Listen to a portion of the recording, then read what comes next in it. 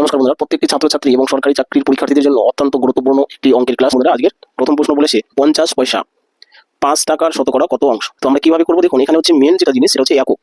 অর্থাৎ এই যে 50 পয়সা সংখ্যাটা অনেক বড়, কিন্তু এই 50 পয়সা এই 5 টাকা থেকে কিন্তু ছোট। কিসের জন্য হচ্ছে? এটা কিন্তু এককের সমস্যার জন্যই হচ্ছে। তার জন্য আমরা কি করবো, সবার আগে এককটাকে চেঞ্জ করে নিব। কি সবসময় আমরা কি ছোট এককে করার চেষ্টা করবো। যেমন কি এই অঙ্কটার ক্ষেত্রে কি বলেছে, 50 পয়সা 5 টাকার শতকরা কত অংশ। যেখানে দেখবেন যে 5 টাকার এত কেজির যার সাথে বসানোটা যুক্ত থাকবে সেটা আমরা সবসময় নিচে লিখবো। ঠিক আছে, যে 5 টাকার এই যে 5টা লিখলাম এটা কিন্তু টাকা। ঠিক আছে, আর কি 5 টাকার কত অংশ হচ্ছে 50 পয়সা, সেই 50টা আমরা কি করবো উপরে লিখবো। ঠিক আছে, উপরে লিখবো 50 হলো। মনে রাখবেন উপরেটা হচ্ছে পয়সা, নিচেটা হচ্ছে টাকা।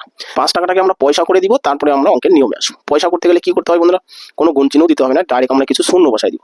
যে 1 টাকা মানে যেহেতু 100 পয়সা, অর্থাৎ 100তে দুটো শূন্য রয়েছে, তার জন্য 5 টাকাতে আমরা জাস্ট দুটো শূন্য দিয়ে দিলেই সেটা পয়সা হয়ে গেল। অর্থাৎ 5 টাকা মানে 500 পয়সা। বাস, এটা হচ্ছে এককের সমস্যাটা আমরা সমাধান করলাম। এরপরে কি করবো বন্ধুরা, এর সাথে একটা 100 গুণ করবো। কেন 100 গুণ করবো? কারণ শতকরা বলেছে, তাই না? শতকরার চিহ্ন তুলে দিলে যেমন 100 হয়, ঠিক সেরকম শতকরা চিহ্ন দিতে গেলে আমরা একটা 100 দিয়ে গুণ করে দিব। এখন শুধু কাটাকাটি করুন আর উত্তর লিখুন। দেখুন দুটো শূন্য আমরা কাটা দিয়ে দিতে পারি। ঠিক আছে, এরপরে 5 অক্ষে 5, 5 10 50, 5 10 এই 50, তাহলে কি আসলো 10%। 10% দেখুন কোন অপশনে রয়েছে, 10% কিন্তু অপশন নাম্বার বিতে রয়েছে, তাহলে অপশন বি উত্তর। ঠিক একইভাবে 2 নম্বর 3 নম্বর অঙ্কটাও হবে। আমি 3 নম্বরটা করাচ্ছি, 2 নম্বরটা করে কমেন্ট সেকশনে আমাকে উত্তর জানাবে। তো 3 নম্বর প্রশ্ন কি বলেছে, যে 7 কেজি 500 গ্রাম 0.1 কুইন্টালের শতকরা কত ভাগ। তাহলে দেখুন এখানে বিভিন্ন ধরনের একক রয়েছে। তো সবচেয়ে ছোট একক কোনটা? সবচেয়ে ছোট একক কিন্তু আমরা গ্রাম। অর্থাৎ সবগুলো সংখ্যাকে আমরা গ্রামে প্রকাশ করে নিব, তারপরে আসবো আমরা অঙ্কের নিয়মে। তাহলে 7 কেজি 500 গ্রাম, এটার মানে কি বন্ধুরা? এটার মানে হচ্ছে 7500 গ্রাম। কিভাবে আমরা করলাম এটা? এটা যদি শিখতে চান তাহলে kilo hecto decametre deci centi milli, এই যে নিয়মটা রয়েছে এই নিয়মটা শিখতে হবে। এই নিয়মটা যদি আপনি শিখতে চান তাহলে অবশ্যই আমাকে কমেন্ট করুন, আমি এই বিষয়ে একটা ভিডিও নিয়ে আসবো। ঠিক আছে, তো এখানে আমি শর্ট করে বলছি যে আমরা কি করবো, কেজিকে 7 কেজিকে গ্রামে প্রকাশ করবো। তো গ্রামে প্রকাশ করতে গেলে আমরা কত ঘর নিচে নামবো সেটাই ব্যাপার। তাহলে 7 কেজি মানে কি গ্রাম, তাহলে কিলো হেক্টো ডেকা গ্রাম, অর্থাৎ 3 ঘর নিচে নামছি, যার জন্য সাথে সাথে 3টি শূন্য দিলে গ্রাম হয়ে যাবে। অর্থাৎ 7000 গ্রাম। আর এখানে 500 গ্রাম, তাহলে 7000 গ্রাম আর 500 গ্রাম মিলে আমার কত হচ্ছে? 7500 গ্রাম। 7500 গ্রাম আমরা একসঙ্গে লিখে দিলাম। বাস, এইবার কি এই যে 0.1 কুইন্টাল, এটাকেও আমরা গ্রামে নিয়ে আসবো। প্রথমে আমরা কুইন্টালকে কেজিতে নিয়ে আসি।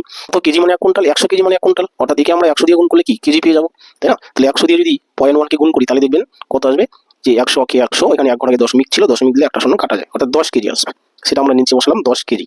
কেজি মানে কিলো, কিগ্রা। সেই কিগ্রাকে যদি আমরা গ্রাম হিসাবে প্রকাশ করি তাহলে সে একই নিয়ম। তাহলে কিলো হেক্টো ডেকা গ্রাম, দেখুন 3 ঘর নিচে নামতে হচ্ছে, তার জন্য আমরা 3টি শূন্য দিয়ে দিব। তাহলে এটা কি হয়ে গেল, গ্রাম হয়ে গেল। বাস, এখন আসি আমরা শতকরার ব্যাপারে। শতকরা বানাতে গেলে এটা কি করতে হবে, 100 দিয়ে গুণ করতে হবে। বাস, অঙ্ক শেষ বন্ধুরা। এখানকার 2টি শূন্য, এখানকার 2টি শূন্য কাটা, এখানকার 2টি শূন্য, এখানকার 2টি শূন্য কাটা। তাহলে দেখুন কি পড়ে থাকছে, 75 পড়ে থাকছে। অপশন নাম্বার এ কিন্তু উত্তর হয়ে যাচ্ছে। ঠিক আছে, বাস এই হলো বন্ধুরা আজকের অঙ্ক ক্লাস। আশা করি ক্লাসটি ভালো লেগে থাকবে। যদি ক্লাসটি ভালো লেগে থাকে, উপকার লেগে থাকে, অবশ্যই লাইক কমেন্ট শেয়ার করবেন। আর নতুন যারা এসেছেন আমার চ্যানেলে তারা অবশ্যই চ্যানেলটি সাবস্ক্রাইব করবেন।